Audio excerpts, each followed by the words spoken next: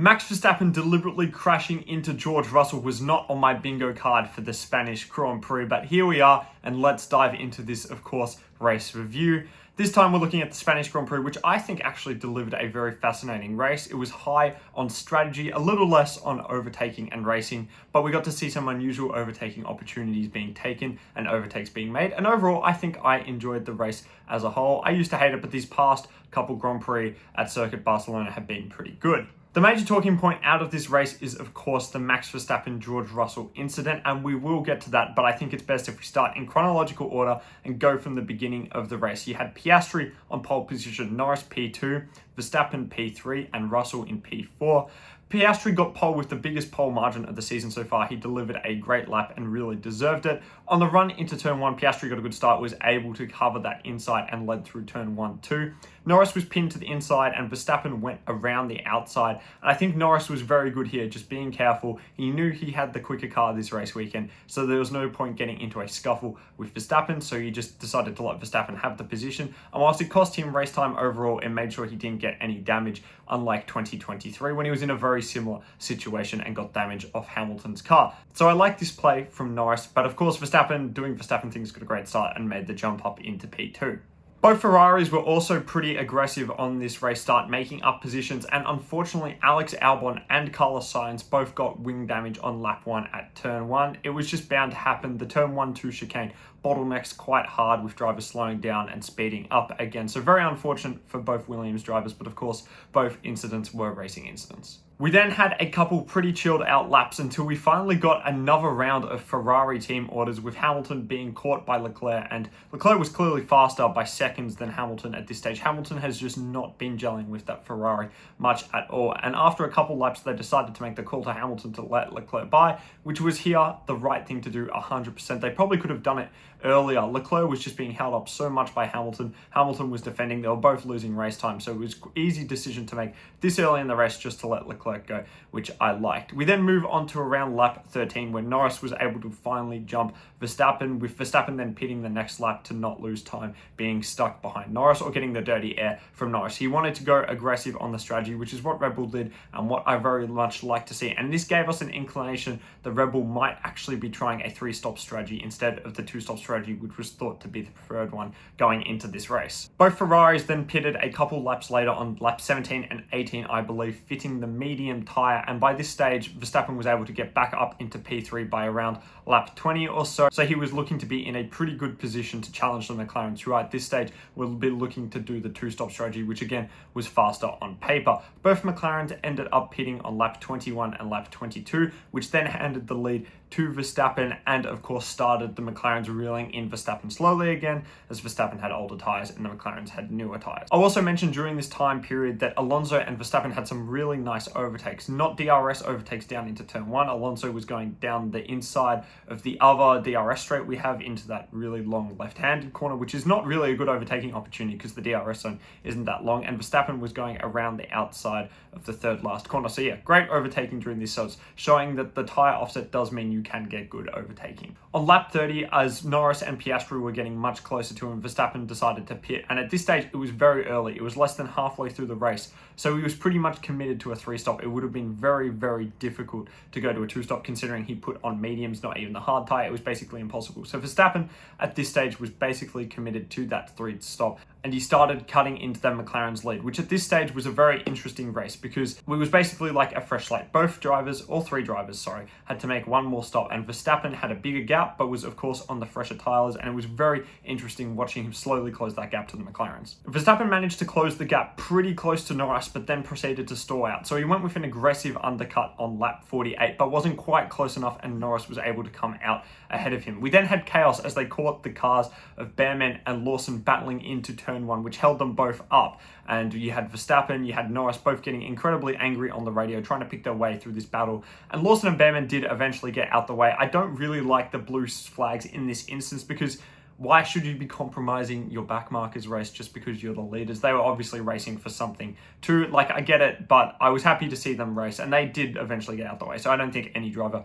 really did anything wrong in this instance.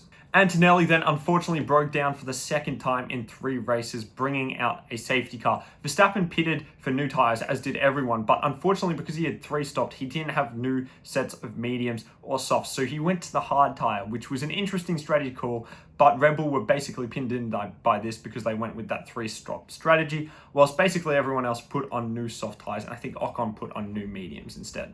Verstappen was clearly going to struggle on this restart with warm-up, and struggle he did. He got a big snap coming out of the final corner, which allowed Leclerc to get alongside of him. And then going down that maiden straight, they both touched a little bit here. They were both fighting for the slipstream from the 2 McLarens ahead, and there was a little bit of contact going into turn 1, which I don't think any driver was to blame. So I was happy here with the steward's decision just to put it down as a racing incident. You then had Russell try and overtake on Verstappen into turn 1 on the same straight as Leclerc got ahead, but he misjudged it slightly. He was alongside of Verstappen, even ahead, so he had the right to make an overtake and he had the right to racing room, but he did not have his car under control, as he had a small snap on the apex and basically knocked Verstappen off the track, who cut across the runoff, went through the bollard, and then came out ahead of Russell, which basically caused this big incident coming up we're about to discuss. Verstappen was told by Red Bull to give the spot back to Russell, which he clearly disagreed with over the radio and was very unhappy with. However, it looked like he was slowing down into turn 5, I believe it was, and Russell thought he was too, so Russell went around the outside,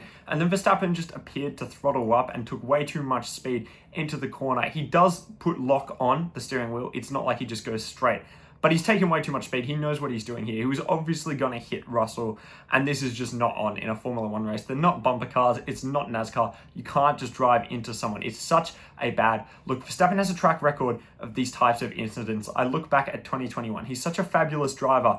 As George Russell was actually saying, he makes great overtakes. He just makes great moves, but sometimes his temper gets the better of him. And it's just in these situations of intense pressure where he's been put in a bad situation, he just sometimes loses control and makes silly decisions like this. He, of course, admitted fault to this in his Instagram post afterwards, which I like to see, and it's rare he actually admits a sort of fault in this instance, but it's just unacceptable. It shouldn't happen. He got a 10-second time penalty, and honestly, I think it could have been harder. As Nico Rosberg was saying, maybe not disqualified, but a drive-through or something I think would have been more fitting, because you just don't want to see this on the track. And of course, it was not deliberate in the essence that he was trying to crash into Russell. I think he was just trying to shove his car alongside, similar to what Vettel did in Azerbaijan in 2017 against Hamilton. I think it was just meant to be more similar to that. So it wasn't meant to be very destructive, but you just can't do it.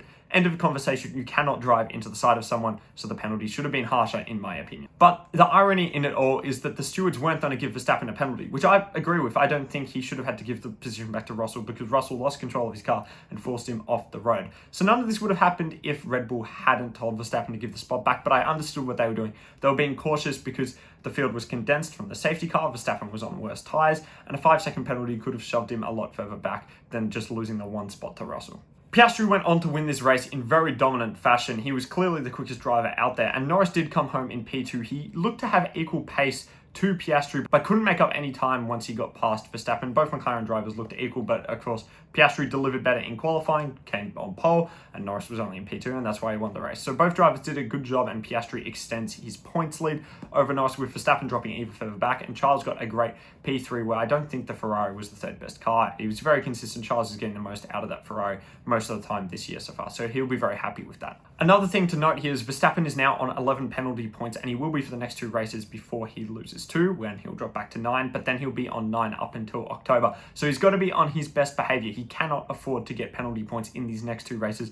Otherwise, he'll face a race ban, and there's nothing they can do to get out of that. So Verstappen has got to be careful going into these next couple races. Just some other comments on the race now, I suppose, in general. The Ferraris didn't have the pace to really compete with those top-running McLarens and the Red Bull of Verstappen, but they still did a great job to maximise. Hamilton's just lacking pace and confidence in that car, whilst Leclerc is doing a good job. So Hamilton really needs to figure out something and needs to find what he needs to get the most out of the car. He just seems lost at the moment. So I think this 2-week break could help him reset. Russell also did a pretty good job to maximize the car, and Antonelli just looks slower again. He just looks a bit slower than Russell on these high tire wear circuits, similar to what Piastri looked like against Norris in 2023 and throughout 2024, where you just aren't used to the tires as much, you know how to manage them. But Antonelli's still showing great pace. It's unfortunate with the DNFs, but another great job for Russell. What a drive from Nico Hülkenberg. P5 in the end. He overtook Hamilton on that final safety car restart, and of course he also got the spot from Verstappen's penalty, which made him finish in P10 if I didn't mention that earlier. So what a drive from Hülkenberg. He was coming home P9 without that safety car anyway, so he was getting points without any of that intervention at the end,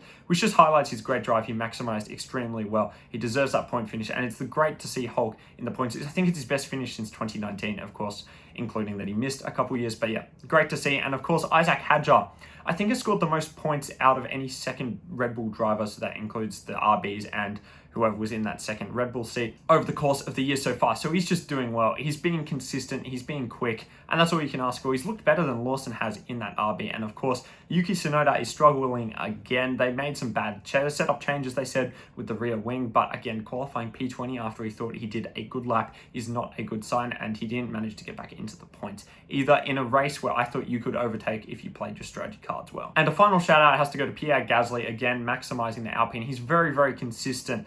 Colapinto once again did not maximize the car. He needs to rebound quickly, because I've seen some comments from Flavio Briatore saying he is unhappy with Colapinto. So Colapinto needs to do something to turn his form around, because he's looking no better than Doohan. And honestly, he's looking worse than Doohan, because Doohan had better flashes of pace than Colapinto has had so far. So Colapinto needs to pull his finger out.